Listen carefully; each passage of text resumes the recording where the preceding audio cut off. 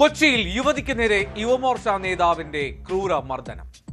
Living together റിലേഷനിൽ കഴിഞ്ഞ യുവതിയാണ് പങ്കാളിയും യുവമോർച്ച ജില്ലാ ജനറൽ സെക്രട്ടറിയുമായ ഗോപു പരമശിവൻ തലങ്ങും വിലങ്ങും മർദ്ദിച്ചത്. മൊബൈൽ ചാർജർ ഉപയോഗിച്ചായിരുന്നു ക്രൂരത. യുവതിയുടെ പരാതിയിൽ കൊലപാതക ശ്രമത്തിന് കേസെടുത്ത മരട് പോലീസ് ഗോപു പരമശിവനെ കസ്റ്റഡിയിലെടുത്തു.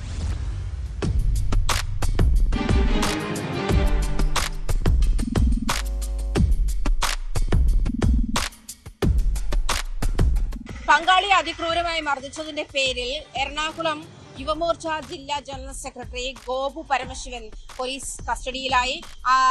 അതിനുശേഷം പോലീസ് യുവതിയുടെ മൊഴി രേഖപ്പെടുത്തി അവരുടെ വൈദ്യപരിശോധനയ്ക്ക് ശേഷം ഗോപു പരമശിവനെ കോടതിയിൽ ഹാജരാക്കിയിട്ടുണ്ട്.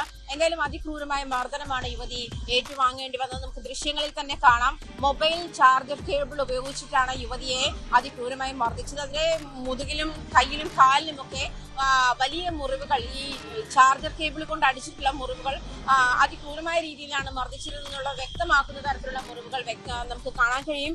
മാത്രമല്ല, ഇത് നിരന്തരമായി കഴിഞ്ഞ 5 വർഷമായി ഇവർ തമ്മിൽ ലിവിംഗ് റിലേഷൻഷിപ്പിലാണ്. ഈ 5 വർഷവും ഈ യുവതി അതിക്രൂരമായ മർദ്ദനത്തിന് ഇരയാകേണ്ടി വന്നിട്ടുണ്ട് എന്നാണ് പോലീസിനോട് അവർ മൊഴി നൽകിയിരിക്കുന്നത്. അങ്ങനെയാണ് 5 വർഷമായിട്ട് എന്നെ ഉപദ്രവിക്കുന്നതിന് എനിക്ക് ഒന്നും പറയാനില്ല. എനിക്ക് ഉപദ്രവം മതിയായി. സഹിക്കുന്നതിന് ഒരു പരിധിയുണ്ട്. അതുകൊണ്ട് ഞാൻ അവിടെ രക്ഷപ്പെട്ടു. ചാർജറിന്റെ കേബിളും കൊണ്ട് പ്രത്യേകിച്ച് കാരണമൊന്നുമില്ല. അതെ, ഇല്ല ഇല്ല